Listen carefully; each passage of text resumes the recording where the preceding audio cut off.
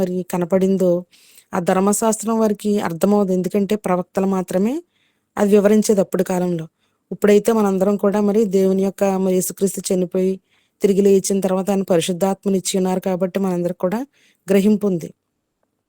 అయితే రాజుగారు మరి 11వ వచనంలో చూసుకున్నట్లయితే, రాజు ధర్మశాస్త్రము గల ఆ గ్రంథపు మాటలు విన్నప్పుడు తన బట్టలు చింపుకొని, తర్వాత రాజు యాజకుడైన హిల్కీయాను, షాఫాను మొత్తం వీళ్ళందరినీ కూడా మరి పంపుతారనమాట. ప్రవక్త దగ్గరికి వెళ్ళి అసలు దేవుని యొక్క ఉద్దేశం ఏంటి కొనుక్కోండి అని పంపించినప్పుడు 13వ వచనం, మీరు పోయి దొరికిన ఈ గ్రంథపు మాటలను గురించి నా విషయములోను, జనుల విషయంలోను, యోధావారందరి విషయములోను యెహోవా యొద్ద విచారణ చేయుడి.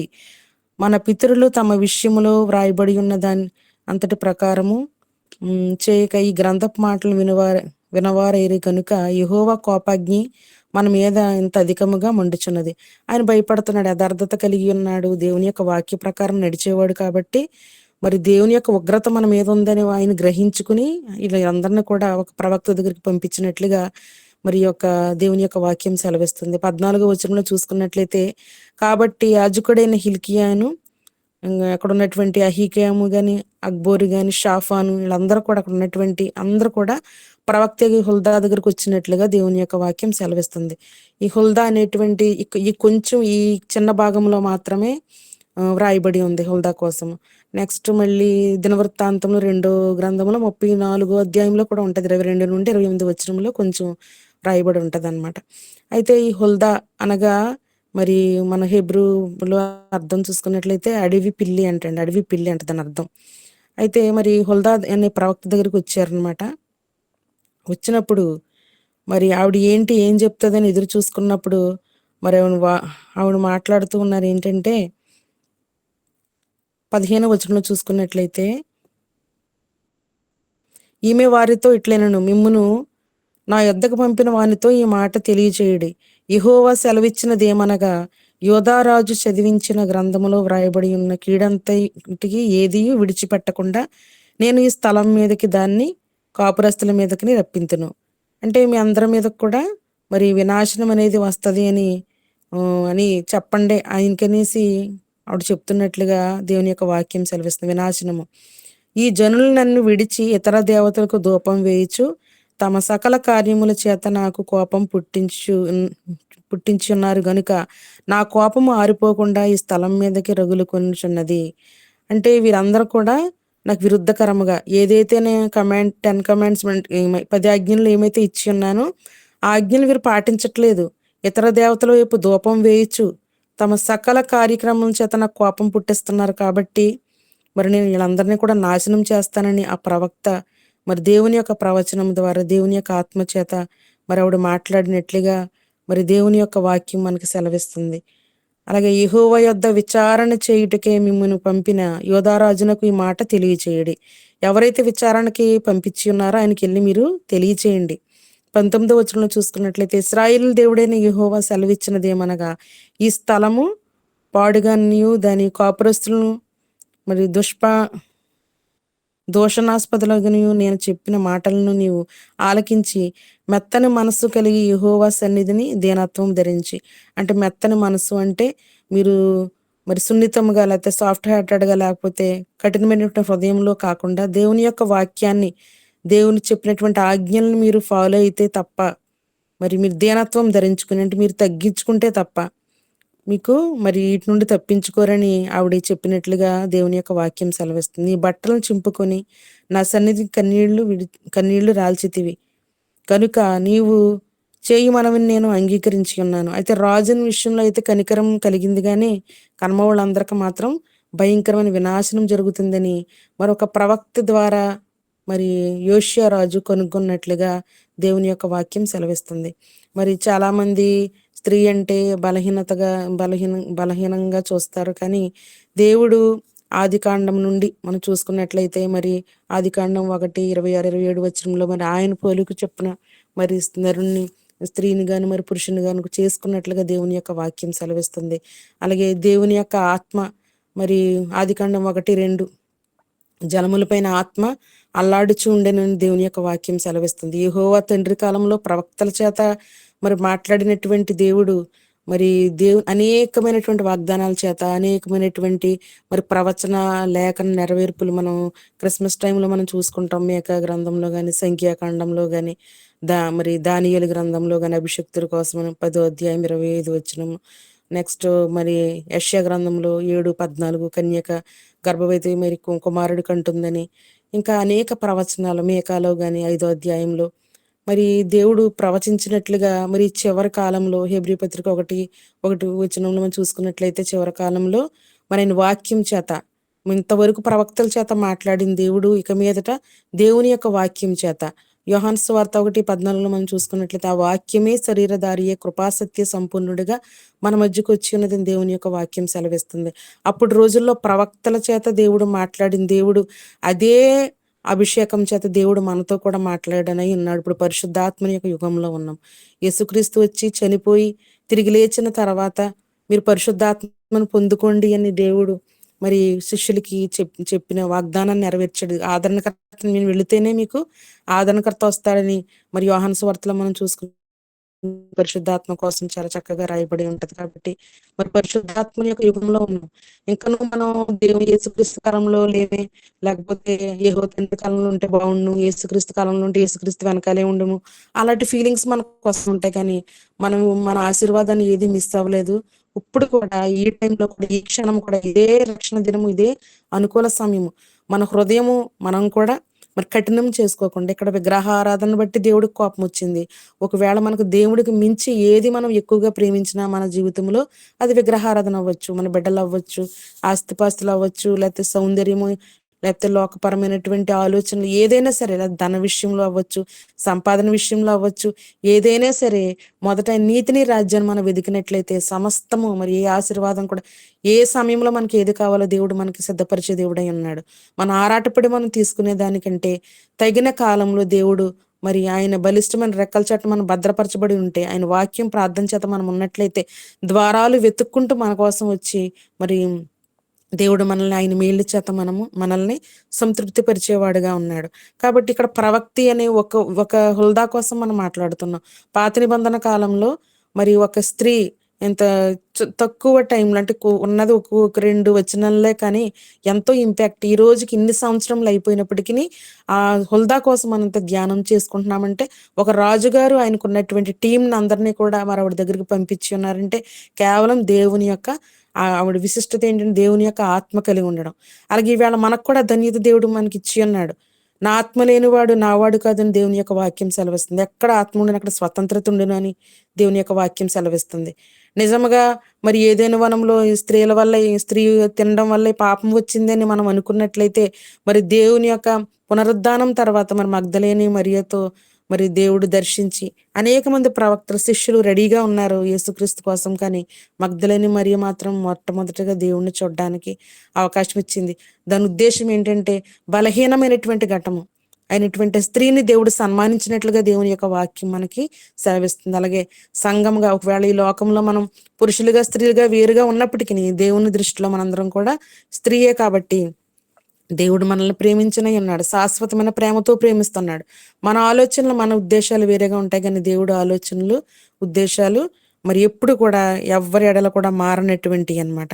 కాబట్టి మనము కూడా మెత్తని మనస్సు కలిగి మరి యాకోబు పత్రిక 3:17 వచనంలో ఉంటది, పైనుండి వచ్చినటువంటి జ్ఞానము మృదువుగా ఉంటదని, చాలా సున్నితంగా త్వరగా లోబడుతుందని. అటువంటి జ్ఞానము చాలా మంది చాలా సెన్సిటివ్ గా ఉంది, బాబా ఎలా బ్రతుకుతుంది, లేకపోతే ఒక మాట అంటే కన్నీళ్లు కరిచేస్తుంది, లేకపోతే బాబు ఎలా ఉంది అలా ఉంది చాలా కష్టం అని అలా అని కొంతమంది పేరెంట్స్ పిల్లల్ని అనడం కానీ, లేకపోతే కుటుంబాల్లో కొంతమంది తక్కువగా మాట్లాడటం కానీ చేస్తూ ఉంటారు. కానీ వాళ్ళ దృష్టిలో ఆ మనుషులు తక్కువ అవ్వచ్చు, కానీ దేవుని దృష్టిలో వాళ్ళు చాలా చాలా విలువైన వారు. ఎంత పాపం చేసేవాడైనా సరే, ఎంత సున్నితంగా అమాయకంగా ఉన్నటువంటి వాడైనా దేవుని దృష్టిలో చాలా విలువైన వాడు. ఎవరైతే సున్నితంగా ఉంటాడో అటువాడు పసి బాలుడు వలె వాక్యాన్ని వాడి హృదయంలో ముద్రించుకోగలరు. కాబట్టి దేవుడు మనతో కూడా ఈ రోజు మాట్లాడుతున్నాడు. మన జీవితంలో విగ్రహారాధన లాంటివి ఉంటే గనక మనం దాన్ని మరి విడిచిపెట్టేటువంటి వారముగా మనం అందరం కూడా ఉండాలి. దేవునికి పెద్దపీట వేసేటువంటి వారిగా ఉండాలి. మరి ఇక్కడ అప్పుడు రోజుల్లో ప్రవక్తను ఆశ్రయించి ఉన్నారు. ఈ రోజు పరిశుద్ధాత్మ ప్రేరేపణ చేత దేవుని యొక్క వాక్యాన్ని మరి మనం ఆశ్రయించి దేవుని పాదాల చెంత మనం విజ్ఞాపన చేసి మొర్రపెట్టేటువంటి బిడ్డలుగా మనం అందరం కూడా ఉండగలగాలి. అలాగే మరి ఆయన సన్నిధిని దీనత్వం ధరించుకుని మరి ఆయన సన్నిధిలో మనం దీనులుగా ఆయన సన్నిధానంలో కూర్చునేటువంటి అర్హత మనం సంపాదించుకునేటువంటి బిడ్డలుగా మనం ఉండాలి. నీ బట్టలు చించుకొని నా సన్నిధిని కన్నీళ్లు రాల్చితివి. దేవుడు మరి చెప్తున్నాడు, నీ బట్టలు చించుకున్న అంటే రాజుగారిని అంటున్నాడు అనమాట. బట్టలు చించుకుని అంటే అప్పుడు బట్టలు చించుకున్నారు, కానీ ఇప్పుడు మనం మన హృదయాల్ని మనము చించుకోవాలి. మన హృదయాన్ని దేవుని ఎదుట పరచాలి. హన్నా దేవుని ఎదుట పరిచినట్లుగా మరి సమూయేలు మొదటి గ్రంథంలో మనం చూసుకున్నట్లయితే హన్నా దేవుని ఎదుట మరి మొత్తురాలుగా మరి ఏలికి కనబడినప్పటికీ ఆవిడ ఎంతైతే మరి దేవుని విజ్ఞాపన చేస్తుంది, అట్టి రీతిగా మన హృదయముతోనే దేవునితో మాట్లాడుతూ మన హృదయాన్ని దేవుని పరుచుకుని మరి దీనత్వం మనం కలిగి దేవునికి మరి ఇష్టలుగా మరి ఆయన సన్నిధానంలో మరి నిలబడి దేవుని కోసం మొరపెట్టేటువంటి బిడ్డలుగా మనందరం కూడా ఉండగలగాలి. కాబట్టి మరి ప్రవచనం అనేది వారి సొంత ఇచ్చలతో పుట్టదు, కానీ పరిశుద్ధాత్మ యొక్క ప్రేరేపణ బిట్ట జరుగుతుందని మరి పేతురు రాసిన మొదటి పత్రిక 1వ అధ్యాయం 21వ వచనంలో మరి దేవుని యొక్క వాక్యం మనకి చాలా చక్కగా కనబడుతుంది. అలాగే మరి పాత నిబంధన కాలంలో కూడా అనేక మంది మరి భక్తులు మరి ప్రవచించినట్లుగా కూడా దేవుని యొక్క అంటే అప్పుడు కూడా ఎవరైతే ఆత్మీయంగా బాగా లోతైనటువంటి అనుభవంలో ఉన్నారో వారు మాత్రమే దేవుని యొక్క ఆత్మను పొందుకునేవారు. దావీదు కూడా మరి దేవుని యొక్క ఆత్మపూర్ణుడై మరి ఆయన మరి నాట్యం చేస్తుంటే చాలా మంది తప్పు పట్టినట్లుగా కూడా లేఖనాలు మరి మనకి చూపిస్తూ ఉంది. ఆయన ఒక ఆత్మీయుడు, ఒక ప్రవక్త. మరి అయినప్పటికీ అక్కడ ఇంకా గొప్ప ప్రవక్తలు, దేవుడు నిర్మించుకున్నటువంటి ప్రవక్తల పైన వారు ఆధారపడేటువంటి భక్తి కలిగినటువంటి మరి గొప్ప ఇన్స్పిరేషన్ మనందరికీ దావీదు కీర్తనలు కానీ దావీదు కానీ. సంఖ్యాకాండము 11వ అధ్యాయము 25వ వచనంలో మనం చూసుకున్నట్లయితే మరి యెహోవా మేఘములో దిగి అతనితో మాట్లాడి అతని మీదకి వచ్చి ఆత్మలో పాలు ఆ 70 మంది పెద్దల మీద ఉంచెను. దేవుని యొక్క ఆత్మ 70 మంది పెద్దలందరి మీదకి వచ్చినట్లుగా అంటే పరిశుద్ధాత్మ. మనకి ఈ పరిశుద్ధాత్మ రావాలి అంటే యేసుక్రీస్తు చనిపోయి తిరిగి లేచిన తర్వాత యోహాను సువార్తలో మనకు చాలా క్లియర్ కట్ గా పరిశుద్ధాత్మ కోసం అపోస్తల కార్యాలు కానీ కాక మీదట అంతా కూడా దేవుని యొక్క ఆత్మ చేత మరి మనందరం కూడా భక్తులను చూసినట్లుగా మనకు కనబడుతుంది. కావున ఆత్మ వారి మీద నిలిచినప్పుడు వారు ప్రవచించిరి గాని మరలా ప్రవచింపలేదు. ఆ మనుష్యుల్లో 26వ వచనం, మనుష్యుల్లో నిద్దరు పాళెములో నిలిచియుండిరి. వారిలో ఒకని పేరు ఎల్దాదు, రెండో వాని పేరు మేదాదు. వారి మీదను ఆత్మ నిలిచి ఉండెను. వారు వ్రాయబడిన వారిలోను ఉండి వారి గుడారమునకు వెళ్ళక తమ పాళెములోనే ప్రవచించిరి. అప్పుడు ఒక యవ్వనుడు మోషే యొద్దకు పరిగెత్తు వచ్చి ఎల్దాదు మేదాదును పాళెములో ప్రవచించుచున్నారని చెప్పగా మోషే ఏర్పరచుకొని వారిలో నూను కుమారుడైన మోషేకు పరిచారికుడైన యెహోషువ, మోషే నా ప్రభువా, వారిని నిషేధింపమని చెప్పెను. అందుకు మోషే, నా నిమిత్తం మీకు రోషము వచ్చిన యెహోవా ప్రజలందరూ ప్రవక్తలగునట్లు యెహోవా తన ఆత్మను వారి మీద ఉంచును గాక అని అతనితో నేను. ప్రైజ్ ది లార్డ్, హల్లెలూయా. దేవుని యొక్క ఉద్దేశం ఏంటంటే తన ప్రజలందరి మీదకి ఒక్కళ్ళో పరిశుద్ధాత్మ పొందుకోవడం కదా. ఈవేళ బయట మన సంఘాల్లో మనం చూసుకున్నట్లయితే వాళ్ళు ఎలా పరిశుద్ధాత్మ పొందుకున్నారో చెప్పరు, ఎలా చెప్పరు. అంతమంది వేల సంఘాలు వస్తాయి. ఆ సంఘాలని మనుషుల్ని ఎలాగ కనీసం నా ఎక్స్పీరియన్స్ చెప్తే గనక ఎవరొక్కళ్ళు మారతారేమో, ఎవరైనా ఇన్స్పైర్ అవుతారేమో అని అనుకోరు, కానీ ఆహారంలో కొంచెం పెట్టుకుంటూ వెళ్తారు, కానీ క్లియర్ గా చెప్పరు. చాలా మంది ఎదురు చూస్తూ ఉంటారు. కొంతమందికి వినగల చెవి ఉంటది, కొంతమందికి వినగల చెవి ఉండదు. లేకపోతే శ్రమలో, ఐహిక విచారాలు, లేకపోతే మనసు పెట్టలేకో, లేకపోతే దుష్టుడైన సాతాను మరి చెవులు మందం చేసేయడం వల్ల వాళ్ళు కొన్ని విషయాలు మరి గ్రహించుకునేటువంటి పరిస్థితి ఉండదు. ఇవాళ అంత గొప్పగా నేను చాలాసార్లు అనుకుంటాను, ఇంత గొప్ప సంఘాలు ఉన్నాయి, అంత మంచి అన్ని సౌకర్యాలు అన్ని ఉన్నప్పుడు ఒక్క ఆదివారం ఎందుకు 100 మంది, 200 మంది, 300 మంది ఎందుకు నా ప్రభు కోసం తెగించి బ్రతకాలని ఎందుకు వాళ్ళకి ప్రేరేపణ రాదు అని కాలం ఇంకా అలాగలా గడుపుతూనే అన్ని అవకాశాలు ఉన్నటువంటి వారు ఆ కాలం గడుపుతున్నారే తప్ప నిజంగా నా ప్రభు కోసం రోషంగానే బ్రతికించాలనే తపన తక్కువ మందిలో ఉన్నట్లుగా దేవుని యొక్క వాక్యం సెలవిస్తుంది. అక్కడ మోషే భక్తుడు మాట్లాడుతున్నాడు. అందరూ కూడా ప్రవక్తల్లాగా అవ్వాలని దేవుని యొక్క ఉద్దేశం అంట. ప్రవచిస్తున్నారని ఓ ప్రవక్త దగ్గరికి వచ్చి అక్కడ ఉన్న మనుషులు చెప్తుంటే ఆయన అంటున్నాడు, ఓ బాబు నేను కాదు ప్రవచించడం, మొత్తం అందరూ కూడా ప్రవచించేలాగానే ఉండాలి అని దేవుని యొక్క వాక్యం సెలవిస్తుంది. ఎంత గొప్ప దేవుడు! అపవాది ఏదేను వనంలో మరి దేవుని యొక్క ప్రణాళికను నాశనం చేద్దాం అనుకున్న దేవుడు ఆ పరిస్థితిని మళ్ళీ ఏ పాపమైతే మరి పాపం వల్ల ఈ లోకానికి మరణం వచ్చిందో, యేసుక్రీస్తు ఈ లోకంలోకి మరి దేవుడు తండ్రి, కుమార, పరిశుద్ధాత్మ ముగ్గురు కూడా మరి ఆదికాండంలో మనకు కనబడతా ఉంటది. యెహోవా కాలం, ఇదే యెహోవా వాక్కు అంటే యేసుక్రీస్తు. అబ్రహాము యొద్దకు దేవుని యొక్క వాక్యం వచ్చింది. ఆదికాండం 15:1 ఉంటది. అబ్రహాము యొద్దకు దేవుని యొక్క వాక్యం వచ్చింది. ఆ వాక్యమే శరీరధారి, కృపా సత్య సంపూర్ణ అంటే యేసుక్రీస్తు ఆ వాక్యమే. దేవుని యొక్క గొంతులో శబ్దమే యేసుక్రీస్తు. యేసుక్రీస్తు అక్కడ ఉన్నారే. అలాగే సామెతల గ్రంథము 8వ అధ్యాయంలో కూడా మనం చూసుకుంటే 22 నుండి 32 వచనాలు మొత్తం కూడా ఈ పునాదులు వేస్తున్న టైంలో నేను అక్కడే ఉన్నాను అని నన్ను ఎవరైతే కనుగొంటారో జీవం కనుగొంటారని చాలా చక్కగా ఉంటది. అది కూడా యేసుక్రీస్తు కోసమే. అది ఎవరు గమ్మున దాన్ని గుర్తుపెట్టరు, ఎవరును గుర్తించలేరు. అది ఒకసారి ఎవరో పాస్టరమ్మ గారు విన్నాను, ఏమనంటే ఆవిడ సాతాను అన్నట్టుగా అనుకుంటుంది. అంటే చదివేటప్పుడు దేవుని యొక్క ప్రేరేపణ, దేవుని యొక్క ఆత్మ నడిపింపు మనకు లేకపోతే కొన్నిసార్లు అపవాది మనల్ని అపార్థం చేసుకునేలా కూడా చేస్తుంది. కాబట్టి తండ్రి, కుమార, పరిశుద్ధాత్మ అక్కడే ఉన్నారు. ఆదికాండం 18వ అధ్యాయంలో చూసుకున్నట్లయితే మరి అబ్రహాము దగ్గరకు ముగ్గురు వ్యక్తులు వచ్చారు అంటే అది కూడా అదే. వాళ్ళకి కాళ్ళకి నీళ్ళు ఇచ్చి మరి మరి వాళ్ళకి అప్పాలు చేసి ఇచ్చినట్లుగా అప్పుడు కూడా సారమ్మకు వాగ్దానం చేసినప్పుడు కూడా ముగ్గురు ఉన్నారు. అప్పుడు యెహోవా తండ్రి కాలము, తర్వాత నా కుమారుణ్ణి పంపుతాను, దేవుని యొక్క ఆత్మ ఉంది. ఇలా కొంతమంది ప్రవక్తల దగ్గరికే వచ్చేది.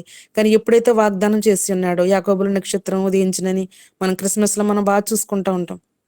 ఈ ప్రవచనాలన్నీ మరి సంఖ్యాకాండం 24:17 ఇవన్నీ కూడా మన ప్రవచనాలన్నీ కూడా లేఖన నెరవేర్పు యేసుక్రీస్తు లోకంలోకి రావడం వల్లే. మరి మరియా కూడా యవ్వనస్తురాలు, లేఖనాలు కలిగినటువంటి కుమార్తె. యెషయా ప్రవక్త, మరి పెద్ద ప్రవక్త అయినటువంటి యెషయా యేసుక్రీస్తుని చూడకముందే కొన్ని 500 సంవత్సరాలకు ముందే దేవుని యొక్క ఆత్మచేత ప్రేరేపణ చేత మరి ప్రవచించి ఒక కన్యక గర్భంలో మరి కుమారుడు మరి జన్మనిస్తాడని మరి 7:14 యెషయాలో చెప్పినట్లుగా అక్షరాల మరి అట్టి రీతిగా ఆయన చూడలేదు. కానీ మనము దేవుణ్ణి అనుభవించేటువంటి స్థితిలో మనం ఈరోజు గ్రహింపు కలిగి ప్రతి ఒక్కటి పాత నిబంధన కానీ కొత్త నిబంధన మనం టాలీ చేసుకుని మనం గ్రహించుకునే స్థితిని దేవుడు మనకి ఇచ్చి ఉన్నాడు. ఎవరైతే కనిపెడతారో ఈరోజు మనం కూడా అంతే. దేవుని యొక్క ఆత్మను పొందుకున్న తర్వాత దేవుని యొక్క రాకడ కొరకు మనం కనిపెడుతున్నట్లుగా ఈ పాత నిబంధన కాలం అంతా కూడా ప్రవచనాలు, లేఖనాలు అంతా కూడా ఎవరి హృదయాల్లో అయితే ఉందో, మలాకీ గ్రంథం తర్వాత కొంచెం గ్యాప్ తర్వాత నిజంగా మరియా ఆ లిస్ట్లో చేరుకుని దేవుని యొక్క ఆత్మ పొందుకోలేదు, కానీ పరిశుద్ధాత్మ ద్వారా ఆవిడ గర్భము ధరించి మరి ఆవిడ గర్భం ధరించిన తర్వాత బిడ్డ పుట్టిన తర్వాత ఆ బిడ్డ ఎదిగి 33.5 సంవత్సరాలు పరిచర్య చేసి చనిపోయి తిరిగి లేచిన తర్వాత అప్పుడు పరిశుద్ధాత్మ అందరి మేడగది అనుభవం అపోస్తుల కార్యాల్లో 1:14-15 వచనంలో మరి కనపడతా ఉంటది. అంటే దేవుని యొక్క మరి పరిచర్య కూడా ఎవరు పడితే వాళ్ళు మనం చేయడానికి అవ్వదు. దేవుడు మనం పిలిస్తే, దేవుని యొక్క ఏర్పాట్లో ఉంటే పిలువబడిన వారు అనేకులు, ఏర్పరచుకున్నవారు కొందరు మాత్రమే. దేవుడు మనకు చెబితేనే చేయాలి. ఈవేళ చాలా మంది మరి స్ట్రీట్ గోస్పల్ చేస్తూ ఉంటారు. వారికి ప్రేరేపణ ఉండొచ్చు, ఇష్టం అవ్వచ్చు. కానీ అవతలపు మనిషి ఒక మాట మాట్లాడినప్పుడు దానికి జవాబు కూడా మనం ఇచ్చేటువంటి జ్ఞానమును, శక్తి, దేవుని యొక్క నడిపింపు, ప్రేరేపణ కూడా మనకి కావాలి. దేవుడు మనకు చెప్పాడా ఖచ్చితంగా చేస్తాడు. దేవుడు మనకు చెప్పాడా మనం ఖచ్చితంగా మనము చేయగలగాలి. అంటే దేవుడు మనతో సూటిగా మాట్లాడే దేవుడై ఉన్నాడు, దేవుని యొక్క స్వరము చేత. కానీ మన పని పాటల చేత మనం దేవుణ్ణి మనము దూరం పెట్టి మరి దేవునికి మనం విరుద్ధకరంగా మనము ప్రవర్తిస్తున్నామేమో ఒకసారి మనందరం కూడా ఆలోచించుకోవాలి.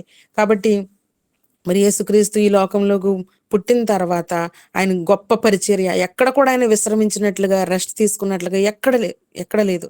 యోహాను సువార్తలో అయితే అంటాడు, భూలోకమే సరిపోదంట ఆయన చేసినట్టు. ఆ 3.5 సంవత్సరంలో ఆయన చేసినటువంటి క్రియలు రాయడానికి అంత విస్తారంగా అంటే రెస్ట్లెస్ అనమాట ఆయన చేసింది. ఉన్న టైంని అయినా యూటిలైజ్ చేసుకున్నట్లుగా దేవుని యొక్క వాక్యం సెలవిస్తుంది. అలాగే మనము కూడా మనకి ఇన్స్పిరేషన్ యేసుక్రీస్తు శరీరపరంగా ఈ లోకంలోకి వచ్చి ఎట్టి రీతిగా ఎలాగైతే బ్రతికారో అట్టి రీతిగా బ్రతకడానికి దేవుడు మనకి అవకాశం ఇస్తున్నాడు. ఎవరైతే మరి సున్నితమైన హృదయముతో దీనత్వము కలిగి ప్రభు కోసం ఆశ కలిగి దేవుని వైపు మనం చూస్తామో ఖచ్చితంగా దేవుడు మనల్ని దర్శించే దేవుడై ఉన్నాడు. ఖచ్చితంగా మనల్ని బలపరిచే దేవుడై ఉన్నాడు. హుల్దా ఎలా అయితే దేవుని దృష్టిలో పడిందో, మరియా ఎలా అయితే దేవుని దృష్టిలో పడిందో, అలాగే మనం కూడా దేవుని దృష్టిలో పడినట్లయితే దేవుని యొక్క ఆత్మ చేత మనల్ని అభిషేకించే దేవుడై ఉన్నాడు. పేతురు గారు అపోస్తల కార్యాలు 2వ అధ్యాయం 38వ వచనంలో ఉంటది, పాప క్షమాపణ నిమిత్తం మీరు మారు మనసు పొంది బాప్తిసం పుచ్చుకున్నప్పుడు అప్పుడు పరిశుద్ధ ఆత్మను వరం మీరు పొందుదురు. ఇప్పుడు మన టైం ఒకవేళ భక్తి చేస్తున్నాం అంతా బాగానే ఉందంటే ఇంకా పరిశుద్ధాత్మను పొందుకున్నామా అనేటువంటి టాపిక్ లోకి మనం రావాలి. పరిశుద్ధాత్మ కోసం ఒకవేళ నీకు ఇంకా గ్రహింపు లేకపోతే దేవుని యొక్క వాక్యాన్ని మనం ధ్యానించినప్పుడు దేవుడు మనకి బయలుపరిచే దేవుడై ఉన్నాడు. తగిన కాలంలో దేవుడు మనకి ఇచ్చేటువంటి దేవుడై ఉన్నాడు. దేవుడు అంటున్నాడు, అడుగుడు ఇయ్యబడును, వెదకుడు దొరుకును, తట్టుడు తీయబడును. అంటే మరి లోకపరమైనటువంటి ఈవుల కోసం కాదు, కానీ దేవుని యొక్క వాక్యం బాగా చూసుకుంటే పరిశుద్ధాత్మ కోసం రాసి ఉంటది అక్కడ. కాబట్టి మరి ఆయన ముందునే వాగ్దానం చేసి ఉన్నాడు. పాత నిబంధన మరి పాఠ్య భాగాల్లో కూడా మరి సామెతలు గ్రంథంలో కూడా మనం చూసుకున్నట్లయితే మరి 1వ అధ్యాయం 23వ వచనంలో చూసుకున్నట్లయితే మరి నా ఆత్మను మరి మీ మీద కుమ్మరిస్తాను అనేది సామెతల గ్రంథంలో ఉంటది ముందుగానే. అలాగే దేవుని యొక్క మరి స్త్రీకి పురుషునికి మరి ఏ తేడా లేదు అని దేవుని యొక్క వాక్యం సెలవిస్తుంది. గలతీ పత్రిక 3:28లో మరి అందరూ సమానమే. ఒకవేళ బాహ్యపరంగా ఫిజికల్ గా ఒకవేళ స్త్రీ పురుషులు వేరు వేరే అయి ఉండొచ్చు, కానీ ఆత్మపరంగా దేవుడు చూస్తాడు. ఎందుకంటే శరీరం మట్టిలో కలిసిపోతుంది కాబట్టి ఆత్మ తను దయచేసిన దేవుని యొద్దకు వెళ్తుంది. కాబట్టి దేవుడు మన ఆత్మను పరిశీలించేటువంటి దేవుడై ఉన్నాడు. కాబట్టి దేవుని యొక్క వాక్యాన్ని ధరించుకునేటువంటి వారమై ఉండాలి. ఆకాశం భూమి గతిస్తుంది, కానీ ఆయన వాక్యము నిరంతరం నిలుచును. ఒక మనిషి వాక్య ప్రకారం బ్రతికినప్పుడు, వాక్యాన్ని ధరించుకున్నప్పుడు, ఆ మనిషి చనిపోయినప్పటికీ మరి శరీరం మట్టిగానే కలిసిపోతుంది, కానీ ఆత్మ తను దయచేసినటువంటి దేవుని యొద్దకే చేరుతుంది. కాబట్టి మరి దేవుడు మరి మనిషిని దృష్టించేవాడై ఉన్నాడు. ఎందుకంటే దేవుని యొక్క వాక్యం, మన శరీరం ఉన్నటువంటి వాక్యము మనల్ని లేపుతుంది అనమాట. దేవుని యొక్క మరి ఈ పరిశుద్ధాత్మ శక్తి చేతనే మరి మనిషి లేపబట్టడం జరుగుతుంది. కాబట్టి దేవుడు అంత ప్రాధాన్యత, ఎందుకంటే మరి దేవుని యొక్క రాజ్యం ఎలా ఉందంటే మాటలతో లేదు, కానీ దేవుని యొక్క శక్తితోనే ఉందని 1 కొరింథీ పత్రికలో మనకి చాలా చక్కగా దేవుని యొక్క వాక్యం సెలవిస్తుంది. అపోస్తల కార్యాలు 1:8 కూడా పరిశుద్ధాత్మని వరం మీరు పొందుకున్నప్పుడు మరి గొప్ప శక్తి మీరు పొందుకుంటారని దేవుని యొక్క వాక్యం మనకి సెలవిస్తుంది. యోవేలు మరి 2:28-29 వచనాలు కూడా, అంత్య దినాల్లో నా ఆత్మని యవ్వన బిడ్డలందరి మీద కుమ్మరిస్తాను, మీ దర్శనాల కళ్ళకంటారు వృద్ధుల పైన నేను కుమ్మరిస్తానని దేవుని యొక్క మరి వాగ్దానం ఉంది ఆల్రెడీ మనకి. కానీ దాన్ని మనం పుచ్చుకునేటువంటి, దానికోసం పోరాడేటువంటి బిడ్డలుగా మనము, మరి దాన్ని మనం తీసుకునేటువంటి బిడ్డలుగా, అంగీకరించేటువంటి బిడ్డలుగా మనము, దేవుని కోసం మరి నిలబడేటువంటి బిడ్డలుగా, ఆరాటంతో మనం ఎదురు చూసేటువంటి బిడ్డలుగా మనము ఉండాలి. ఎందుకంటే దేవుని యొక్క రాజ్యము మరి పానము లేత మరి తినడం లేత ఆహారము కాదు, కానీ పానము భోజనము కాదు, కానీ మరి ఏంటంట మరి దేవుని యొక్క మరి సమాధానమై ఉన్నది. పరిశుద్ధాత్మని ఆనందమే దేవుని యొక్క రాజ్యముని దేవుని యొక్క వాక్యం మనకి సెలవిస్తూ ఉంది. కాబట్టి ఇక్కడ ఆవిడ చాలా చక్కగా, హుల్దా ప్రవక్త చాలా మరి సూటిగా మరి నేరుగా చక్కగా మరి అక్కడ వచ్చినటువంటి మనుషులందరూ కూడా చాలా సూటిగా చెప్పగలిగింది. అంటే ఒక దైవజనురాలు ఎలా అయితే ఉండాలో దేవుని యొక్క ఆత్మపూర్ణంగా అట్టి రీతిగానే ఆమె మాట్లాడినట్లుగా మరి దేవుని యొక్క వాక్యం మనకి కనిపిస్తుంది. అలాగే మరి పేతురు రాసిన పత్రికలో కూడా ఒకసారి, పేతురు రాసిన పత్రిక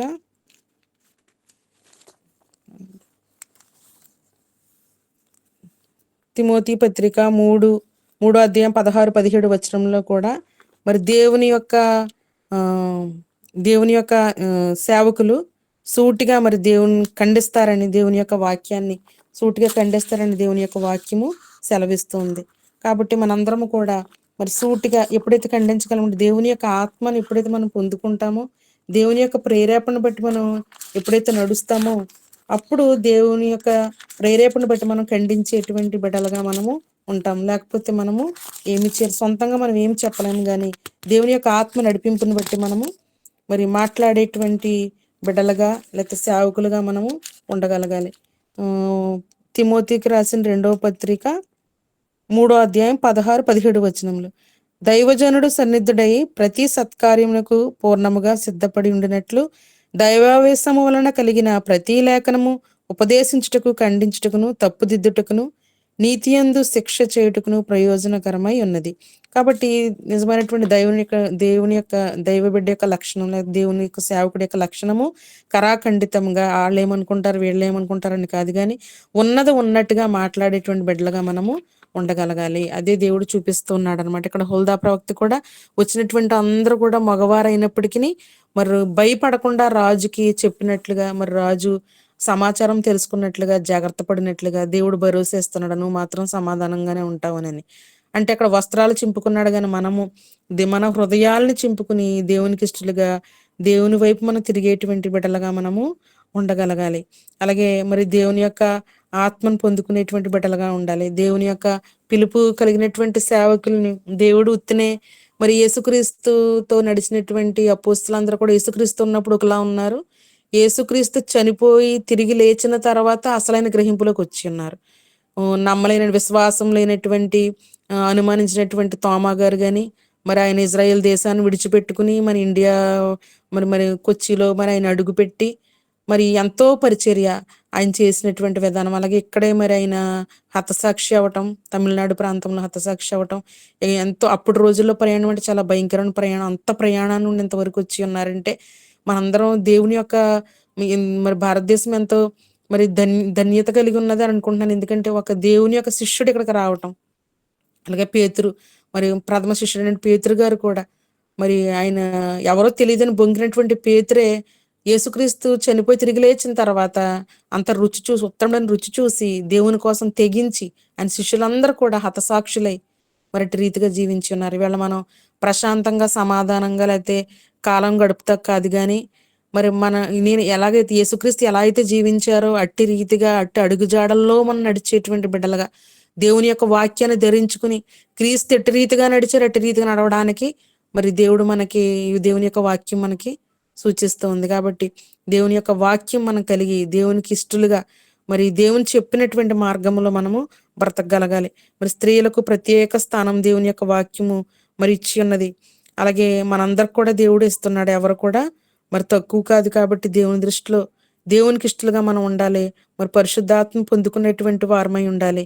మరి పరిశుద్ధాత్మ ఇందులో ఆనందం పొందేటువంటి బిడ్డలుగా మనము ఉండాలి. ఎందుకంటే దేవుని యొక్క ఆత్మ మాత్రం మనల్ని దేవుని యొక్క రాకడ కొరకు మరి బుద్ధిగల కన్యక వలె వధువు సంఘం వల్ల సిద్ధపరచగలదు. లేకపోతే దేవుని యొక్క ఆత్మ లేకపోతే మనం ఏది కూడా గ్రహించలేము. దేవుని యొక్క వాక్యానికి తగినట్లుగా బ్రతకలేము. దేవుని యొక్క వాక్యాన్ని మనం గ్రహించలేము. నామమాత్ర బ్రతుకు మనం బ్రతుకుతాం. ఏదో తినడం, ఏదో జాబ్కి వెళ్ళడం, లేకపోతే ఇదేనా లైఫ్ అంటే అది కాదు లైఫ్. నరులారా తిరిగి రండని దేవుడు పిలుస్తూ ఉన్నాడు.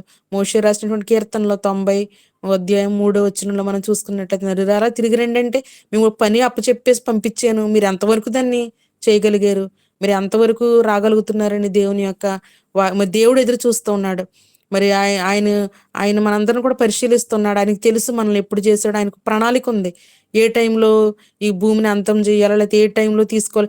ఈలోపు మరి ఆయన రాకడ సమయం కోసం మనం చూసే కంటే ఈలోపు మన జీవితాలు, మన పరిస్థితులు ఎలా ఉంటాయో మనం సిద్ధపాటు కలిగి దేవుని యొక్క వాక్యం, ప్రార్థన చేత మరి దేవుని కోసం, దేవుని యొక్క ఆత్మ చేత మరి వర్ధిల్లేటువంటి బిడ్డలుగా, అనేక మందికి మరి మాదిరికరంగా, దీవెనకరంగా ఉండేటువంటి బిడ్డలుగా మరి మనందరం కూడా ఉండాలని మరి దేవుడి కొద్ది మాటలు దీవించును గాక.